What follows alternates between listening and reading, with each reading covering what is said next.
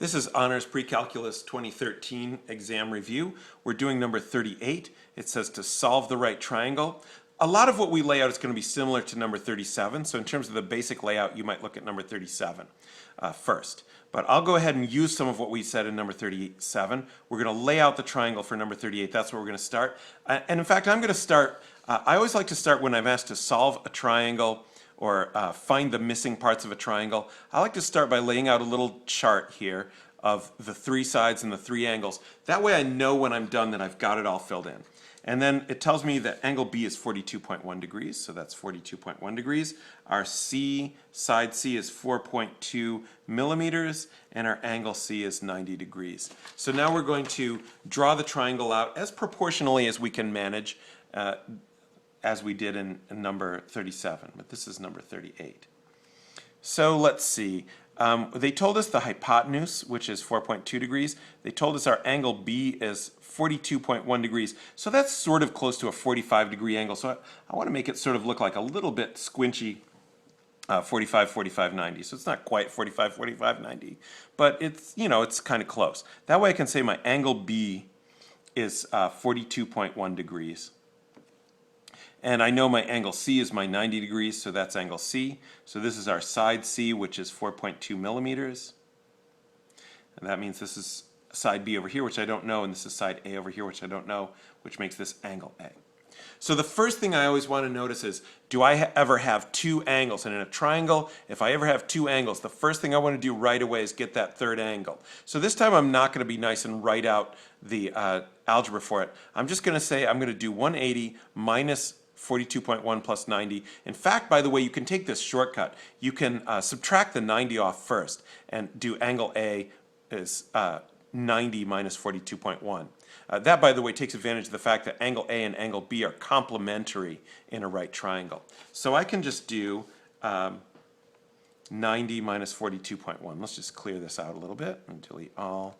There we go. So we're going to go 90 minus 42.1. So maybe you can do that in your head, but I wouldn't stress myself over it. It's 47.9 degrees. So we now know that this is 47.9 degrees. Now we need to find side A and side B. So we want to find side A and side B. We don't have enough information to use Pythagoras' theorem because we don't have two sides. We could use Pythagoras' theorem because this is a right triangle, and that again is the important thing to keep in mind here. Because it's a right triangle, we are allowed to use Pythagoras' theorem and the basic trigonometric ratios. We could also use law of sines and law of cosines, but that will be an extremely inefficient way to operate. So instead we're going to use our trigonometric ratios. So we can start with, let's find side A. We could find either side first, whichever side we want. So let's look at our side A. So for side A, here's our side that we want to know, and here's our side that we do know. So anytime you're looking for a side, you want to look, where's the side that I know, and where's the side that I want to know. So that's these two. I've got A and C. Now I don't know if they're opposite or adjacent or hypotenuse until I decide which angle I'm going to work from. And by the way, I found out this angle was 47.9 degrees. Now, I can work from angle B, but many people are more comfortable working from this angle down here on the left, just because that's how we often lay out these triangles. You could work with either angle. I'm going to work with angle A. And then I'm going to say, all right, the A that I want to know is opposite to that 47.9 degrees, and the C that I do know is the hypotenuse. So I have an opposite and a hypotenuse, and I need to think, which trigonometric function has opposite and hypotenuse in it? So I know that that would be sine. So sine A is equal to opposite over hypotenuse. And I personally like to just write that out first. Now I'll put in my given information. Sine of 47.9 degrees, because that's my A, equals my opposite, which I don't know, so that's small a, over my hypotenuse, which I do know, that's 4.2 millimeters. Now I'll just solve for A. I could find the sine of 47.9 degrees right away, but it'll be easier to just multiply this 4.2 millimeters to the other side. So I'm going to say this is equal to 4.2 millimeters times sine of 47.9 degrees. I'm just putting them in parentheses so that we can see where these things begin and end, and that equals A. And that allows me now to just put that into my calculator. So I'm going to say 4.2 sine of 47.9, and that's equal to 3.11. So I get 3.11. No, I really should call it 3.12 because of the way it's rounded. We have 3.116, so I'm going to call it 3.12. 3.12 equals A. I might want to look at this and make sure that makes sense. If I've drawn this triangle in some kind of reasonable way, at least I know that 3.12, it's shorter than the hypotenuse. That's an important thing to be aware of. This side should be shorter than the hypotenuse. Both these sides should be shorter than the hypotenuse. So I like that 3.12 is less than 4.2.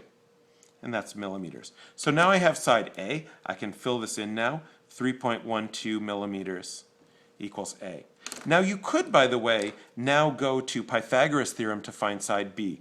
I actually think that will be more work to do, so I think it'll be easier to get your side B by saying, well, if this is 47.9 degrees, then B is the adjacent side, and I have adjacent and hypotenuse, so let's just say that the cosine of A is equal to adjacent over hypotenuse, and that means that cosine of 47.9 degrees is equal to our adjacent side, which is the B that we're trying to find out, over our hypotenuse, which is the C, the 4.2 millimeters. And then again, we will multiply the 4.2 millimeters over. And then we're going to say 4.2 millimeters times cosine of 47.9 degrees equals B. So I'll put that in my calculator. 4.2 cosine of 47.9, and that gives me 2.82. 2.82. So 2.82 millimeters equals B. Now, by the way, I might have been better off calling this 3.1 here, since they gave me 4.2. They gave me two significant figures, or one decimal place, so it probably would have been better to call this 3.1. But the problem doesn't say anything about where I should round, so I can round wherever I want. I can, make any reasonable judgment. But so this 2.82 millimeters, I'm gonna just be consistent with what I put up here and call it 2.82 millimeters. Probably would have been better to call both of these 3.1 and 2.8. But now I want to look and say, did I solve the right triangle? Did I fill in all of the information? I have three sides and three angles, so yes, I did. And if I look proportionally at my triangle, it looks like these values are reasonable for that triangle. So that's number 38. Now number 39 is very similar, so I'm not going to go through 39, but you can set up 39 the same way.